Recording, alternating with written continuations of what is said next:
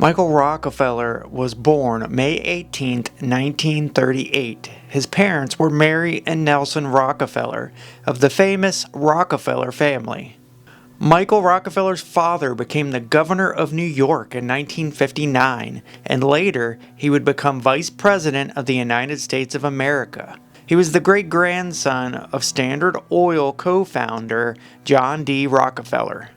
Michael attended the Buckley School in New York City and the Phillips Exeter Academy in New Hampshire. Later, he would graduate cum laude from Harvard University with an A.B. in History and Economics. In the 1950s, Michael's father opened the Museum of Primitive Art, and this sparked Michael's interest in primitive art. In 1960, Michael joined the United States Army for a short time, serving 6 months. After this time in his life, Michael went on an expedition for Harvard's Peabody Museum of Archaeology and Ethnology to study the Dani tribe in western Dutch New Guinea. The reason for this expedition was to film the documentary Dead Birds.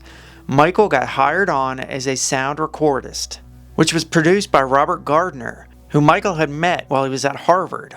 Michael was described as being distracted, and after a while of serving with the Dead Birds Project, Michael went off on his own little expedition to visit the Asmat people in southern Dutch New Guinea. The Asmat encountered Europeans for the first time in 1623, but due to their remote location and harsh terrain, they were mainly isolated until the 1950s. The Asmat were documented headhunters and cannibals.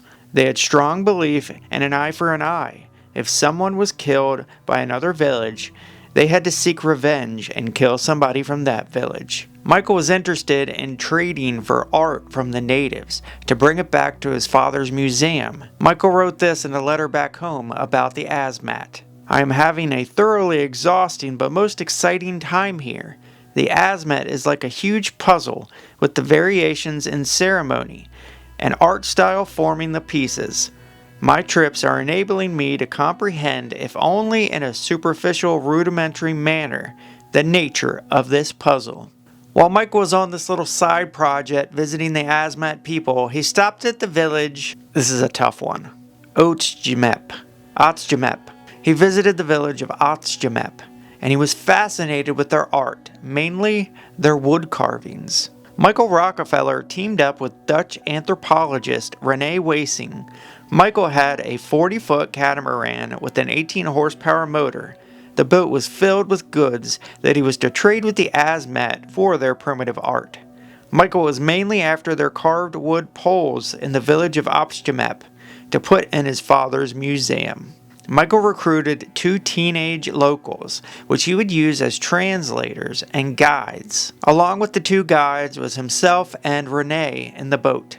It was basically a 40-foot catamaran that was kind of ramshackled and put together for this expedition. On the night of November 17, 1961, they were around 3 nautical miles from the shore when winds began to increase, causing the water to become choppy and the currents stronger. Eventually, the boat capsized. Michael's 2 guides swam for shore to get help, but Rene and Michael hung on to the bottom of the capsized boat and had to wait out the storm.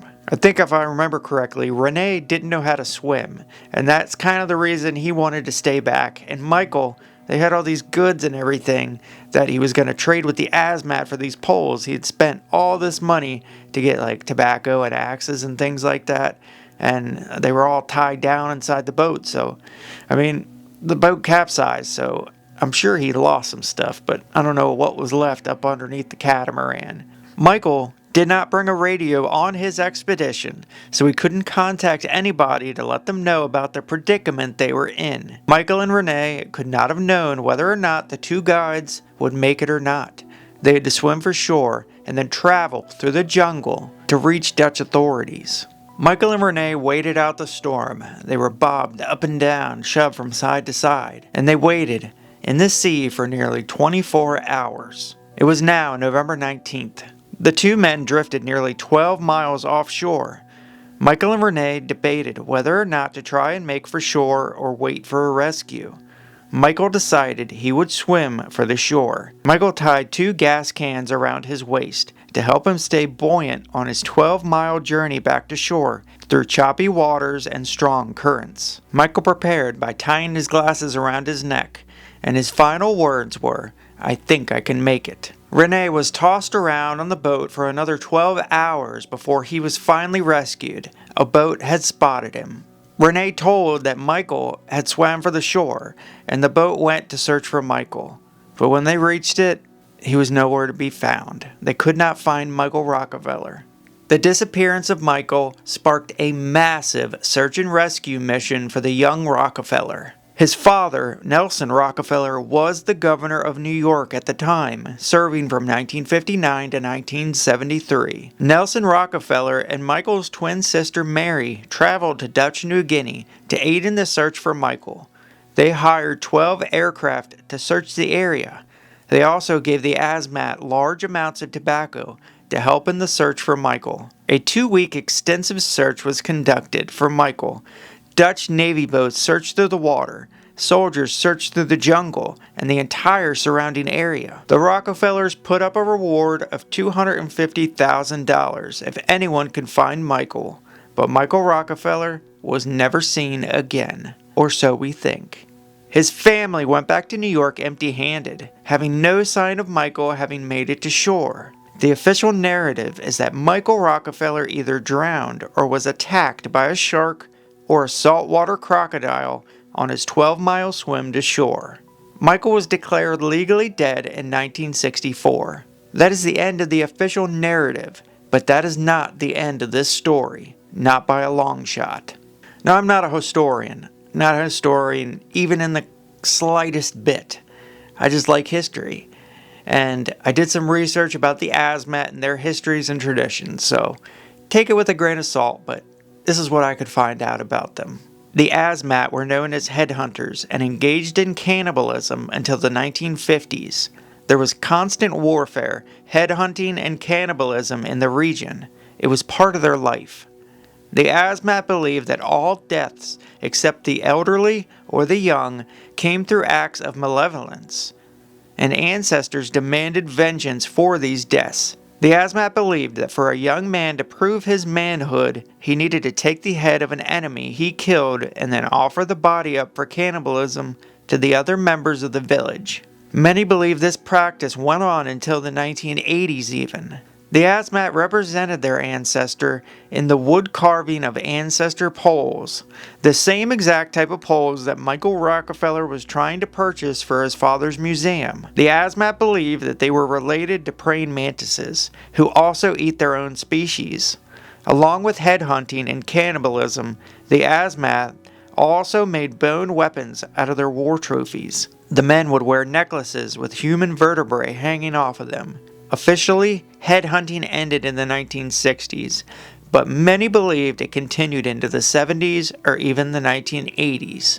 Headhunting raids were typically organized to avenge the killing of a fellow tribe member. Since they believed every death except the young needed to be avenged, as a result from the black magic or tribal fighting, there was constant killing, and death needed to be avenged. And then that death needed to be avenged, and so on and so on, a never-ending rotation of revenge killings. The Asmat still have their beliefs today, but they have a ceremony ritual instead of revenge killing. But some believe this practice could still be going on in silence to this day in some villages. In 1969, journalist Milt Macklin went on an expedition to investigate Michael Rockefeller's disappearance. He concluded that circumstantial evidence supported the idea that Michael Rockefeller was killed by the Asmat people. Several leaders of the Asmat village where Michael Rockefeller likely would have arrived if he made it to shore were killed by a Dutch patrol in 1958. This provided the rationale for revenge needed by the tribe against someone from the white tribe. The Asmat kind of believed that white people in general were all a part of their own tribe. And yeah, they were indiscriminate if they needed a revenge killing. And the Asmat did not always conduct their revenges immediately. Sometimes they would wait months and even years before they would seek revenge on their tribe they were going against. So is it possible that Michael Rockefeller could have found himself victim to headhunting as a result of the incident in 1958 of the Dutch killing the Asmat. Lawrence and Lorraine Blair believed Michael could have made it to shore. Locals said that it was possible to touch bottom 3 kilometers from shore, and you could walk in from 1.5 kilometers out. They said that there were sharks in the waters, but only a few, and the only thing that they worried about was stepping on a stingray. An elder in Optionep told the Blairs that he was returning from fishing, and some of his friends found Michael lying in the mud, breathing heavily, and that relatives of his friends had been killed by the Dutch in 1958, and that they speared Michael out of revenge, and then dragged him back to the village, where they took his head with a bamboo knife, and his body was thrown on the fire. The meat divided amongst the village, and the most important men ate something that I can't really talk about exactly here with the human on YouTube. Just think of Indiana Jones and the Temple of Doom, that dinner scene with the monkey heads. Dessert. Yeah, that. You get the idea. A gas can was found close to shore, causing some to believe that Michael actually did make it. But it is possible that the gas can could have washed on shore. In the book Rocky Goes West by Paul Toohey, claims were made that the Rockefellers' mother hired a PI in 1979 to travel to New Guinea to try and solve her son's disappearance. The investigator traded a boat engine for 3 skulls of white men. The tribe claimed these skulls were the only white men that they had ever killed. The PI traveled back to New York and gave the Rockefellers the skulls, convinced that one of them was Michael's. The Rockefellers have never commented on this. Carl Hoffman wrote the book Savage Harvest, a tale of cannibals, colonialism, and Michael Rockefeller's tragic quest for primitive art. He researched Michael Rockefeller's disappearance and suspected death. He visited New Guinea multiple times to the surrounding villages in the area of Michael's disappearance. Hoffman was told similar stories, which many of them were similar, about the men from the village of Ochtenep killing Michael Rockefeller after he reached shore. These stories were similar to the stories told in the 1960s around a group of men that killed Rockefeller in retaliation for the 1958 killing of their fellow tribe members by the Dutch. After the killing of Michael Rockefeller, the village in the area was hit by a cholera epidemic. The villagers believed that this was retaliation brought onto them by killing Michael. When Hoffman was leaving one of the villages, he saw a man acting out a scene that looked like someone who was being killed. He videotaped it and had it translated later. This is what he had translated. "Don't you tell this story to any other man or any other village, because this story is only for us. Don't speak. Don't speak and tell the story. I hope you remember it, and you must keep this for us. I hope this is for you, and only you. Don't talk to anyone forever. To other people or another village. If people question you, don't answer. Don't talk to them, because this story is only for you. If you tell them, you'll die. I am afraid you will die. You'll be dead. Your people will be dead if you tell this story. You keep this story in your house, to yourself, I hope, forever, forever." Another theory, popular theory, is that Michael Rockefeller actually did make it to shore, and he was either captured or he joined with the Asmat people and went to live with them. When Milt Macklin went on his investigation in the 1960s, he brought photographer Malcolm Kirk with him.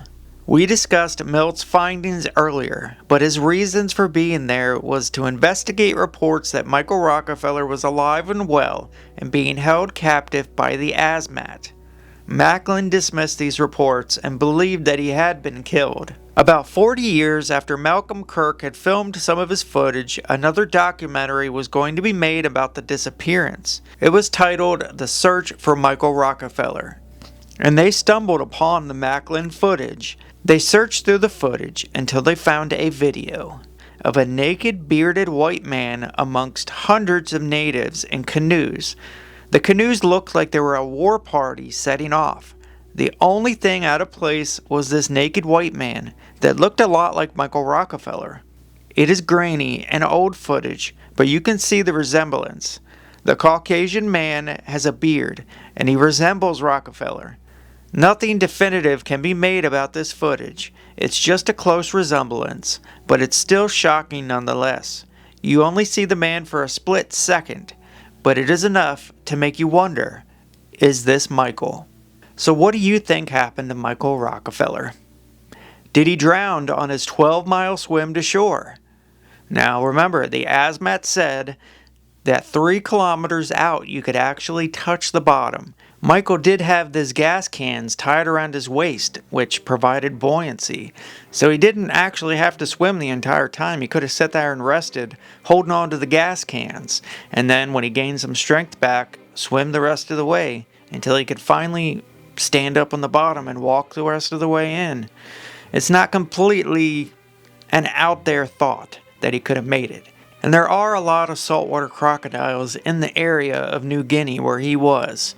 And the Asmat themselves said that there are sharks in the area too, but not many sharks. That the only thing they worried about was stepping on a stingray. So what do you think? Did he survive the swim or not?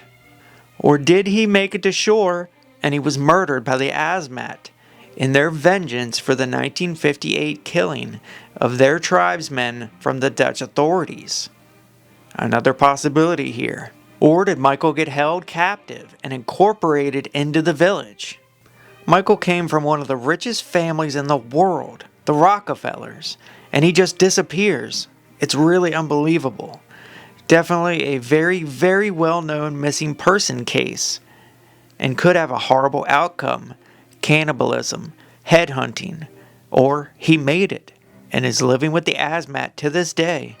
I guess we'll never know unless some DNA evidence could be found on some old bones that the Asmat had kept. Vertebrae necklaces or a skull, a lower jaw, something that could be tested against the DNA from a surviving Rockefeller. So I hope you enjoyed, people, as much as you possibly could. Some pretty dark and disturbing things on this episode. I tried to cut it down to as, friendly as I could. Left out some of the extreme details that are out there. So, hope you enjoyed, and we'll see you on the next. Peace!